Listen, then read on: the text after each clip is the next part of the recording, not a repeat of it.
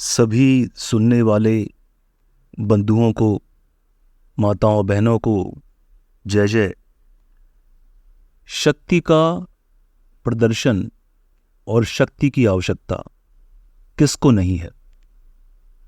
प्रभु हमारे इष्ट हमें शक्ति प्रदान करते हैं, परंतु क्या हम उसका उपयोग करने के लिए सही मानसिक स्थिति में रहते हैं। शक्ति के प्रदर्शन, शक्ति के उपयोग और दुरुपयोग के बहुत से उदाहरण हमें मिलते हैं। आज हम दो ऐसे विशेष व्यक्तित्वों के विषय में बात करेंगे जिनकी शक्ति के प्रयोग और दुरुपयोग को हम उसका अर्थ समझ के, उसके जो परिणाम थे उनको जानकर स्वयं के जीवन को थोड़ा बेहतर कर सकें। आज जिन पर हम चर्चा कर रहे हैं वे हैं महाबली श्री हनुमान और अश्वत्थामा। महाबली बजरंगबली बचपन में इतने जिज्ञासु थे। अब जिज्ञासु तो हर बच्चा होता है, और जो बच्चे ज़्यादा जिज्ञासु होते हैं तो जानते हैं, हम सब उन्हें कहते हैं यह बहुत शैतान है, बहुत चंचल है। तो वह चंचलता पवन पुत्र के साथ ही रही बचपन में, और उस चंचलता में जानते हैं ना, वो सीधा उड़ चले आकाश की ओर सूर्य को खाने। बोला, अरे यह चमकदार सा कुछ लड्डू दिख रहा है। लड्डू के प्रेमी थे। आप भी तो मंगलवार में जब हनुमान जी की पूजा करते हैं तो लड्डू का भोग अर्पण करते हैं, बूंदी भी देते हैं, और लड्डू बूंदी तो एक जैसे हुए, मोतीचूर के लड्डू। आपने तो प्रभु हनुमान जी के हर मंगलवार के व्रत में, या जब आप मंदिर जाते हैं या घर में उनका भोग लगाते हैं तो स्वयं भी भोग किया होगा। कितना स्वाद आता है लड्डुओं में, और वो स्वाद हनुमान जी को भी बहुत प्रिय है। लड्डू खाने का वो मन हो आया कि सीधा उड़ चले आकाश की ओर। प्रयत्न यही था कि सूर्य को निगल लें, परंतु किसी कारण देवताओं ने उन्हें ऐसा करने से रोका। और रोका क्या, उन्हें श्राप तक दे दिया कि अपना बल भूल जाओगे। यह श्राप जब भगवान स्वयं श्री हनुमान जी के ऊपर जब वो लागू हुआ तो वे बल भूल गए। आप भी तो कभी कभी अपना बल भूल जाते हैं, अपनी शक्ति भूल जाते हैं, और यहाँ वहाँ याचना करने लगते हैं। याद कीजिए वो पल जब कोई भी आपका सहारा न था, और आपने बहुत से लोगों से याचना की, विनय किया कि आपकी सहायता कर दें, कोई आपको सहयोग करे, पर कोई ना आया। फिर भी आप उस स्थिति से स्वयं बाहर आ गए। जानते हैं वो क्या था? वो आपका छुपा हुआ बल था, जिसे आप न पहचान कर दूसरों के पास जा जाकर याचना कर रहे थे। ऐसी याचना हमें समाज में थोड़ा कभी कभी हंसी का पात्र, कभी कभी दया का पात्र बनाती है। हंसते वे लोग हैं जो हमारे शत्रु होते हैं। वे खुश होते हैं कि हमारी स्थिति नीचे जा रही है, और दया वे करते हैं जो हमसे स्नेह रखते हैं, परंतु हमारी मदद न कर पाने के कारण वे सिर्फ ये कहते हैं, अरे अरे यह तो बहुत अच्छा व्यक्ति है, इसने कार्य तो ठीक ठाक किए, परंतु क्या करें, बुरी स्थिति में आ गया। सहायता कोई कोई ही करता है। अधिकांशतः सहायता हम स्वयं अपनी करते हैं। अपना ही बल, अपनी ही शक्ति, अपनी ही युक्ति काम आती है। हम भूल जाते हैं। अब हनुमान जी के भक्त हो ना, भूल जाते हो अपनी शक्ति को। हनुमान जी भी भूल गए। अश्वत्थामा के विषय में यहां पर एक बात कह दूं आपको। अश्वत्थामा को भी अपनी शक्ति का ज्ञात था। पर वह यह भूल गया कि उस शक्ति का उपयोग या दुरुपयोग दोनों में से क्या करना चाहिए। अभी तो हम यह समझते हैं कि अश्वत्थामा को वरदान था अमरता का। अमरता का वरदान होने के बाद भी उसके पास ऐसी शक्तियां थी जो विध्वंसक थी। ब्रह्मास्त्र जो सदैव से अचूक है और जब भी उसका उपयोग किया जाता है तो वह अपने निश्चित लक्ष्य तक पहुंच ही जाता है। ब्रह्मास्त्र का उपयोग उसे करना आता था, परंतु ज्ञान संपूर्ण नहीं था। शक्ति तो थी पर ज्ञान संपूर्ण नहीं था। पहला तो यह ज्ञान नहीं था कि ब्रह्मास्त्र का प्रयोग किस पे करना चाहिए, और दूसरा, यदि किसी कारणवश ब्रह्मास्त्र का उपयोग कर लिया गया तो क्या उसको रोकने के या वापस करने के उपाय पता है। हम सब जीवन में कई बार ऐसे कार्य कर जाते हैं, स्वयं को इस प्रकार के कार्यों में उलझा देते हैं जिनके परिणाम बुरे भयंकर होने वाले हैं। हम चाहकर भी वे परिणाम नहीं बदल पाते। हम प्रयास तो कर लें कि वह परिणाम बदल जाए, परंतु हमें ऐसा करने का उपाय ही नहीं मालूम होता। हमको पता ही नहीं चलता कि कैसे हम अपने कार्य को जो बिगाड़ दिया उसको सुधारें। हे प्रभु, हमें शक्ति के साथ ज्ञान दें। शक्ति और ज्ञान का संगम ही शक्ति के लिए आपको सही व्यक्ति बनाता है, अन्यथा अश्वत्थामा की तरह आप वही पाप कार्य करते हो, जिसके कारण जीवन तो रहता है पर जीवन भर ग्लानि का दुख भोगना पड़ता है, आत्मग्लानि में जीवन गुजारना पड़ता है। अश्वत्थामा ने जब महाभारत का युद्ध समाप्ति के दौर में था तो अपनी ब्रह्मास्त्र की शक्ति चलाई किस पे? अभिमन्यु की जो पत्नी थी उत्तरा, उनके गर्भ में पल रहे शिशु पे ब्रह्मास्त्र छोड़ दिया। देखिए, मानसिक स्तर को कितना गिरा देना पड़ा होगा उस व्यक्ति को, कितनी नीचता पर उतर आना पड़ा होगा कि एक गर्भस्थ शिशु की हत्या करने का मन में प्रयोजन किया और उसके लिए ब्रह्मास्त्र का उपयोग किया। अश्वत्थामा को पता था उसकी शक्ति क्या है, परंतु इस शक्ति का किया क्या? आप देखते हैं बहुत से दुष्ट व्यक्ति हमारे समाज में हैं।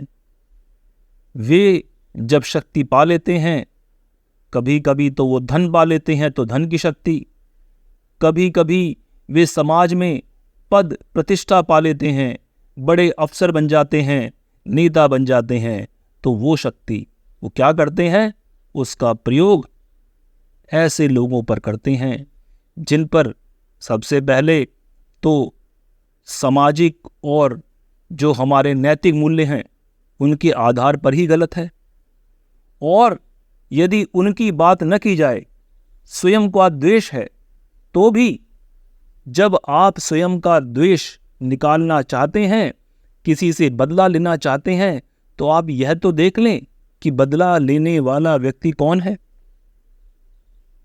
उन्हें इस बात का दुख था कि पांडवों ने छल से उनके पिता द्रोणाचार्य की हत्या कर दी। यह सच में एक पुत्र के लिए व्यथित होने की बात थी। ऐसा करने पर वे अपने मन से ये क्रोध भाव, ये दुश्मन जो हम एक दूसरे के प्रति बन जाते हैं, तो हम इतनी घृणा भर लेते हैं एक दूसरे के लिए कि हमारी बुद्धि भ्रष्ट हो जाती है। तो इस क्रोध और घृणा के मिले जुले भाव से उन्होंने यह निश्चय किया कि वे पांडवों का वंश नष्ट कर देंगे। पांडवों का वंश, अब यूं तो हम जानते हैं कि भीम के भी पुत्र थे। भीम के जो पुत्र थे वे युद्ध क्षेत्र में मारे गए। घटोत्कच, महान घटोत्कच, जिन्होंने उस शक्ति को स्वयं के ऊपर लिया जिस शक्ति का प्रयोग करके कर्ण अर्जुन को मार सकते थे। और फिर उनके जो बेटे थे घटोत्कच के, बर्बरीक, आप जिन्हें खाटू श्याम के रूप में जानते हैं, उनको भी अपनी बलि देनी पड़ी। और अर्जुन के एक दूसरे पुत्र भी थे, परंतु वे अपने पिता के साथ नहीं रहते थे, माता के साथ रहते थे। और हम यहां समझें कि जो उनका सही उत्तराधिकारी था पांडवों का, वे उत्तरा के गर्भ में ही था।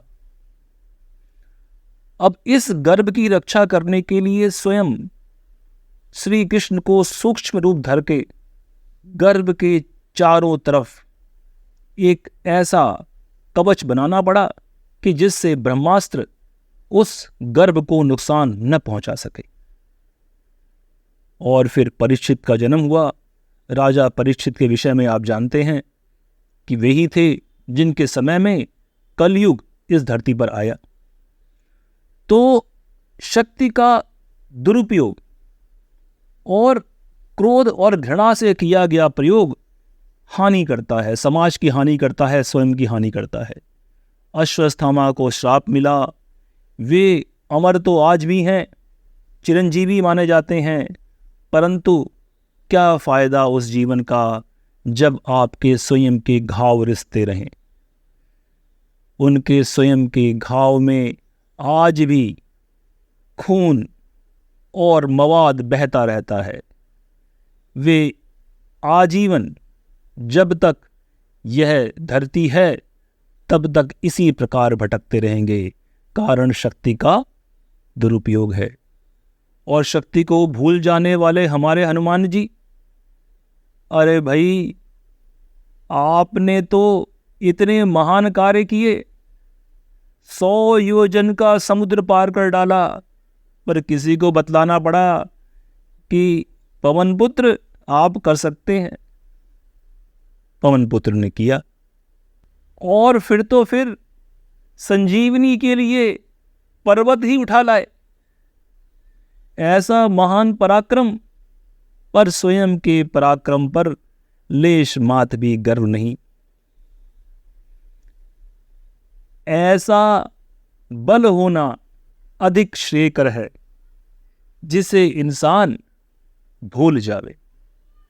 परंतु याद दिलाने के लिए जब लोग मिलते हैं, आपसे कहते हैं तुम में ये क्षमता है भाई, अरे इस काम को कर सकते हो, तो स्वयं का विश्वास करके उस क्षमता का प्रदर्शन करना भी आवश्यक है।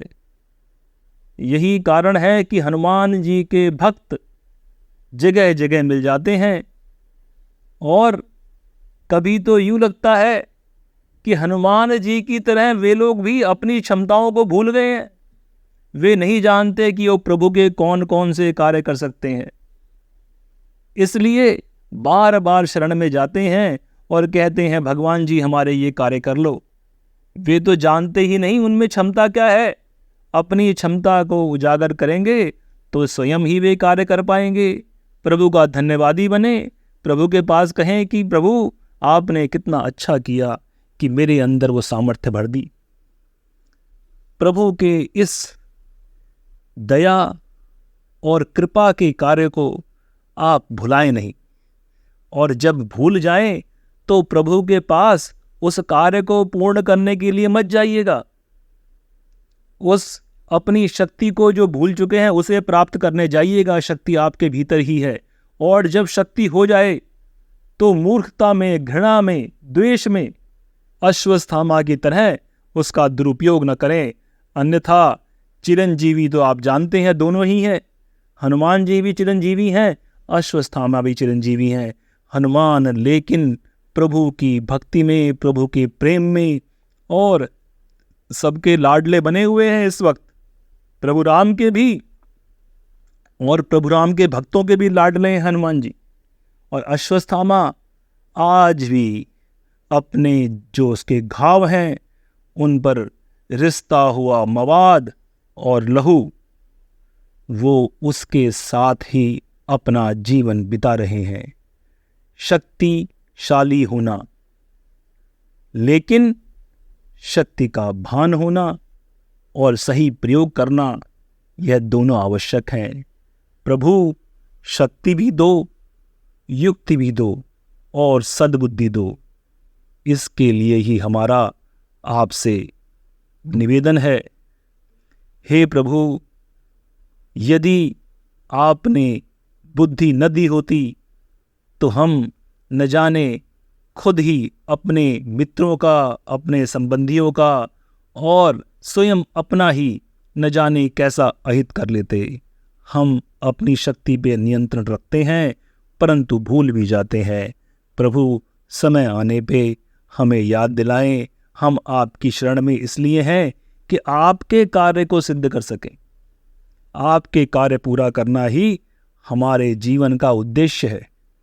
यह उद्देश्य सफल हो, इसके लिए अपनी कृपा बनाए रखें। जय बजरंग बली कहें और अश्वत्थामा को, जो अपनी बुद्धिहीनता से ऐसे कुचक्र में पड़ गए हैं, उनको भी ध्यान रखें कि आप कैसा कार्य न करें। शक्तिशाली और अमर होने के बावजूद भी जो व्यक्ति इतना गिर गया कि गर्भस्थ शिशु की हत्या करने के लिए ब्रह्मास्त्र चलाने का जिसने कुकृत्य किया, ऐसा व्यक्ति भी हमारे लिए उदाहरण बन सकता है। और हमारे बजरंगबली, ये तो उदाहरण क्या, प्रभु ही हैं हमारे। हम पर कृपा करें और अगर जिन मूर्खों को अपनी ही शक्ति का भान नहीं हो रहा तो एक एक गदा प्यार से उन पे जमा दे। वे भी आप ही की तरह शक्ति को भूल न जाए, उन्हें शक्ति का भान रहे और आपके कार्यों को करने से कभी पीछे न हटें। जय बजरंगबली। चारों वेदों, 10 उपनिषदों के ज्ञाता, महान ब्रह्मनिष्ठ तथा स्वयं ब्रह्मवेद के रचनाकार राकेश प्रसाद पुरोहित जी द्वारा वाचन किया गया यह वृतांत केवल सत्य के विभिन्न रूपों का दर्शन है। सत्य सर्वत्र है, जिज्ञासा से सत्य प्राप्त होता है। दर्शक अपने दर्शन से सत्य को जांचे। सत्य मार्ग का यही आचरण है। नमो ब्रह्म।